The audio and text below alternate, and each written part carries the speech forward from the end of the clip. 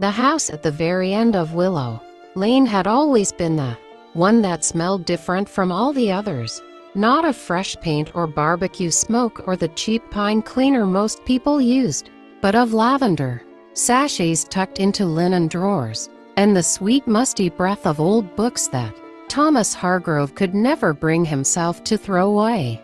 Neighbors said you could find the place blindfolded in springtime, because the African violets on the porch spilled their perfume halfway down the block, and the woman who tended them, small, silver-haired, 78-year-old Eleanor Hargrove, was known to every child in the county as Grandma Ellie, even when she was no blood relation at all. She wore pale cardigans with the sleeves pushed up, wrists so thin a man could circle them with finger and thumb, and she gave away blackberry jam in quilted jars, knitted scarves the color of sunsets, and hours of patient listening in the church parlor to anyone who needed to talk about sick husbands or wayward sons or the price of groceries. 10 years earlier she had married Thomas Hargrove, a quiet widower whose first wife, Ruth, had died of cancer and whose heart now fluttered like a trapped moth on bad nights. And their wedding had been small and late in life, only 6 guests and a sleepy organist, because both of them had already buried spouses and most of their children, and had learned the particular silence that settles into a house when the last footsteps fade down the hallway at night. Thomas's only living child, Marlene, 35, beautiful the way a winter pond is beautiful, hard, bright, and ready to crack if you stepped wrong, had sent a card in handwriting so perfect it looked printed, "Congratulations. May you be very happy together." And she had not come to the ceremony, had not come to the house for Christmas the first year, had not called her father's new wife anything but Eleanor, or, when she was especially angry, that woman, and over the decade that followed she had watched, with the patience of a cat at a mouse hole, as her father's health declined, and the house on Willow Lane, the house her mother had chosen the curtains for, the house he had grown up in, the house that was supposed to be hers alone, became filled with another woman's lavender sachets and another woman's quiet humming of hymns while she rolled pie crust. Marlene worked as a loan officer at the only bank in town, wore pencil skirts and blood-red nails, and every time she walked past the teller windows people lowered their voices because everyone knew she had never forgiven her father for loving someone else after her mother was gone. Thomas pretended not to notice the ice between the 2 women he loved most, told himself Marlene would come around, told the doctor who warned him about stress and blood pressure and weak valves that everything was fine, just fine, because all he wanted in the final years was peace, and peace, he believed, was something you could pretend into existence if you simply refused to speak the ugly truths out loud. So he let Marlene rage on the telephone about the new will the lawyer had drafted, the one that split the house and the savings, 50-50, so Ellie will be taken care of when I'm gone. And he let Eleanor keep watering her violets and baking apple pies with flaky crusts, the way Ruth used to make them. And he told himself that love could stretch wide enough to cover every wound if only everyone stayed quiet. But quiet is not the same as peace.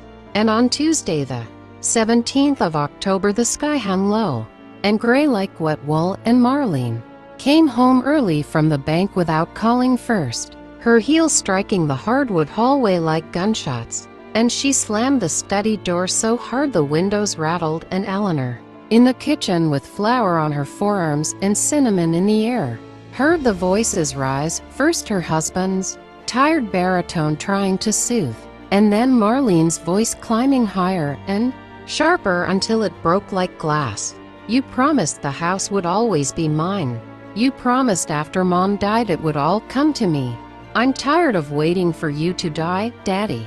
And then came the sound Eleanor would carry to her grave, a heavy, wet thud like a sack of flour dropped from shoulder height, and she wiped her hands on the apron that still carried yesterday's flower in its creases, and walked down the hallway the way one walks toward a fire one already knows is out of control. She pushed open the study door and saw Thomas on the Persian rug his first wife had brought back from Turkey, eyes open to the ceiling as if surprised by something written there. A dark pool spreading beneath his left ear, and beside his head the brass bookend shaped like an eagle, the one Ruth had bought on their honeymoon in 1972, now smeared with blood and hair, and Marlene standing over the body breathing hard, manicured hands trembling, eyes wide and bright as new nickels. Eleanor froze in the doorway and managed only for words. "Marlene, what have you done?" And in the space of one heartbeat, less time than it takes to draw breath, Marlene's face changed the way storm clouds slide across the sun, and tears welled up, real tears this time. And she dropped to her knees beside her father and began to sob. "She did it, Daddy. I came in and she had the bookend and you were all ready. I tried to stop her, I tried." And Eleanor could not speak. The words stuck in her throat like fish bones. And Marlene looked up with mascara rivers on her cheeks and said in a broken whisper that carried all the way to the street where someone would later swear they heard, screaming, "She's been poisoning you for months. I knew it." The new everything to her. "When you said you'd change it back." She snapped. And Thomas was already gone. His eyes filmed and staring. His chest still. The moth finally escaped. The police arrived within 7 minutes because Mrs. Carter, 3 houses down, had heard the screaming and called 911. And Marlene told the story perfectly, voice cracking at exactly the right moments, producing from her purse a document on heavy cream paper that looked exactly like Thomas's handwriting, declaring that he was leaving everything to his beloved wife Eleanor because his daughter had become greedy and ungrateful. A document she claimed Eleanor had forced him to sign the week before while Marlene was at work. And the officers looked at the old woman standing in the hallway, in her flour-dusted apron, hands open and empty, repeating over and over in a voice so soft they had to lean in to hear it, "I was making pie, I was only making pie." And they cuffed her gently because she was 78 and looked as if she might break. And they let her out past the violets on the porch while neighbors watched from behind curtains, and Mr. Patel closed his blinds and whispered a prayer in Gujarati, and Mrs. Carter crossed herself twice. In the county jail, Eleanor sat on the edge of the narrow cot and stared at the cinder block wall and thought of the pie crust hardening in the bowl, the violets that would wilt without water, the husband whose cold hand she had never gotten to close his eyes over. And she did not cry, not yet, because crying would mean it was real. Marlene visited once, a week before the trial, wearing black like a satisfied widow, hair perfect, nails the color of fresh blood, and she sat on the other side of the glass and spoke softly so the guard would not hear every word. "They're going to give you life. Grandma, maybe worse, the prosecutor loves putting husband killers away, especially old women who pretend to be sweet." And Eleanor asked only one question, voice barely a breath, "Why?" And Marlene leaned closer to the glass and smiled, the small cold smile she had practiced in the mirror since childhood, and answered, "Because in 10 years he loved you more than he ever loved me in 35. And because the house is mine now, all of it, every violet, every book, every memory of my mother you tried to erase." And she stood to leave, then paused and added, "Enjoy hell, Grandma," and the line went dead. The trial lasted 9 days and the town filled the courthouse steps every morning because everyone loves a wicked stepmother story, and this one had everything. The gentle old widow who baked pies for shut-ins, the brass eagle bookend, the forged will, the beautiful grieving daughter who took the stand in a navy dress and cried without smudging her makeup while she described finding her father dying, and the monster in the apron standing over him with blood on her hands. And the prosecutor painted Eleanor as a black-hearted poisoner who had been slipping arsenic into Thomas's tea for months and finished the job with the bookend when he threatened to disinherit her.